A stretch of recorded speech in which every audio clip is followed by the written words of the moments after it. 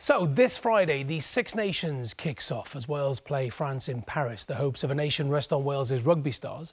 But as the current squad prepare to take on some of the best players on the planet, what happens when a career in rugby union comes to an end? The former Wales and British and Irish Lions star Dafydd James has been speaking to Wales Live about his mental health after leaving the sport almost a decade ago.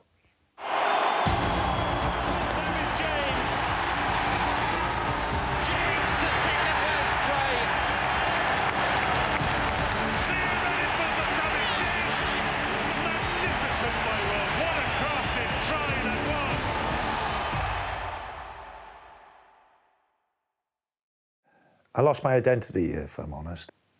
It was tough. Felt alone, rejected and struggling. Yeah, it was tough.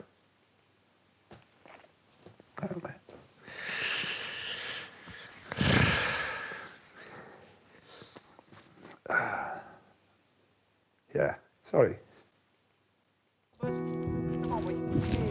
It's almost 10 years since Dafydd James was forced to retire as a rugby player. He'd enjoyed a brilliant career, 48 caps and 15 tries for Wales, and 3 tests for the British and Irish Lions. In professional club rugby, Dafydd was one of the Scarlets' most valuable players. Rugby was my life. It was my family's life. It was living the dream. Then all of a sudden it was taken away from me a little bit quicker than I anticipated. I fractured my vertebrae in my neck. That was the tipping point, really, and I lost my contract. I lost my career. Unfortunately, I went through a divorce at the same time, so it was pretty bad, pretty bleak. I had a lot of resentment, a lot of anger built up inside me. That must have been a nightmare to live with. And I'll be quite honest with you, I suffered badly. Anxiety, panic attacks, what if, when, hows, and yeah, I still do. Dafydd's experience is not unique. A survey released last month showed 62% of retired rugby players in England have had a mental health issue. And more than half said they didn't feel in control of their lives 2 years after retiring. For lots of these rugby players, their whole identity is being wrapped up with being the rugby player. You know, from an early age, you're talking about from 13, 14, 15 years of age, throughout then their professional career. When that's taken away from them, particularly if it's a forced retirement through a major injury experience, it's not surprising then that we see a psychological response, a psychological loss response. And I guess the easiest way to think of that is it's a grief and bereavement. It's the death of who they were. It's the non-being of their rugby player identity. Less than 2 years ago, Lou Reed still had hopes of playing for Wales again. With 5 international caps under his belt, he made a big money move from Cardiff to Sale, one of England's top clubs. But 6 months later, he'd barely played because of injury, and he was released. The offer of a new professional contract in Wales never came, effectively leaving him on the scrap heap. Financially was a big scare for me. You know, it's not as if you're earning a lot of money, but it's not enough money to sustain you for after your career like a footballer. So I had to make changes accordingly, and I sat down with my wife and I chatted to her, and she married an international rugby player. Financially sound at the time, the body of a rugby player. Now, I'm not that anymore. So she had to go through that change with me. And I mean, I always wonder, like, with other players, the relationship's got to be solid, because you know you're going through a big change in your life, and you need somebody to go through with you, somebody you can be vulnerable in front of. 2 years post-retirement, we often see an increase in divorce rates. So with those rugby players that have recognised that this is a transition phase and have already started to explore other roles, other occupations, other identities, have a good, stable social support network in place, they're the ones that tend to get through this without the crisis. Lou says he's one of the lucky ones. Through his rugby network, he was mentored by former player Stuart Roy, now an orthopaedic surgeon, helping him to get a job selling surgical products. The Players' Union in Wales is now working to offer personal development opportunities to all current players. We believe a personal development manager is a fundamental part of a high-performance environment. Somebody is there that has no say over team selection or performance, but who is there to support you in your personal development, who's there to continuously make sure that you're considering life outside of the game, and by doing that, help improve your prospects for life after the game. In the macho world of rugby, it's hard to admit any weakness. By telling his story, Dafydd James hopes others will find it easier to ask for help when rugby stops.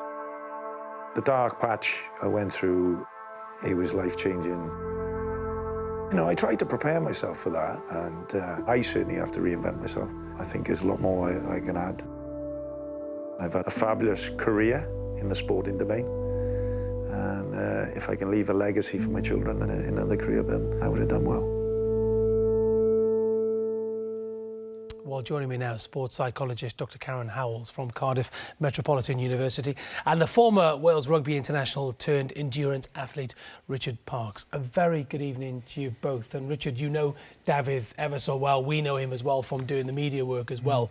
Is that a familiar tale?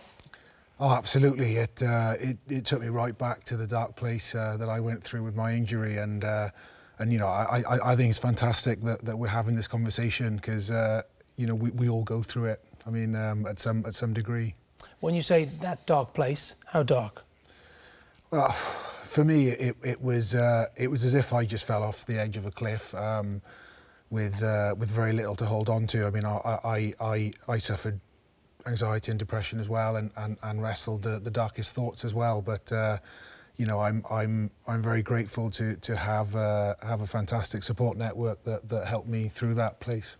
In Richard's excellent book, I might add, which I read not too long ago, Karen, Richard said, rugby had determined when I ate, when I slept, what do I do, where do I go, who am I? Is that also what you hear from not just rugby union players, but sports stars across the board? Certainly elite athletes, yes, whether they're in team sports or individual sports. That athletic identity where their sport is everything, and has been for some individuals 10, 12, 13 years. Certainly later childhood, all the way through adolescence and into adulthood, and their whole identity is built around being a rugby player or an athlete or a swimmer, whatever their sport is. So it's all encompassing. Do you think it's harder in rugby union, Rich? As we ended that film there, we said rugby is a very macho sport. Could you have spoken to somebody about what might be happening at the end of your career when you were playing, or would that be perceived as a weakness? So I can only speak from my own experience, and actually I didn't really feel there was the pastoral support in the game at the time. I mean, this was 8-9 years ago now. A lot of work has been done, and the culture is certainly shifting, but you know, this isn't just sport, this is society. You know, suicide is one of the, if not the biggest killer of men under 40, and that's, you know, that's society, not just sport. I think a lot of work is being done, but I still believe we have a long way to go. Dafydd was a great, fantastic rugby player. He's brilliant in doing the TV and the media coverage as well. Hopefully, Karen, there will be rugby administrators, people who run the game, watching this tonight thinking, we have to do something, we have to be better. Yeah, but I think it goes wider than that, though. I don't think it's just about the professional organisations. It's the likes of Richard who are prepared to admit that they'd had those problems. And the landscape's really changed, I would say really recently, over the last couple of years, when men are willing to speak out and say, actually, I struggled, I was in a dark place, I contemplated suicide, or I was in that very, very difficult time. But that's a story that's only just coming out now. And it's only those individuals who really have the courage to step forward and tell their story. The flip side, the other argument is there will be people watching tonight thinking, well, these guys had everything. They pulled on the red shirt at Wales. These guys don't realise how lucky they are. But it's not that simple, is it?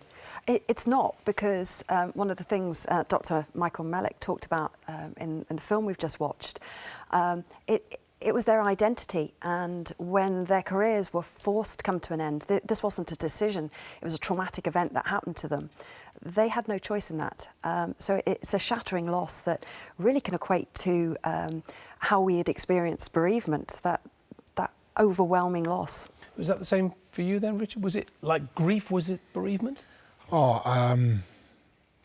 Absolutely. I mean, for me, it manifested itself as agoraphobia. I was just terrified to face the world.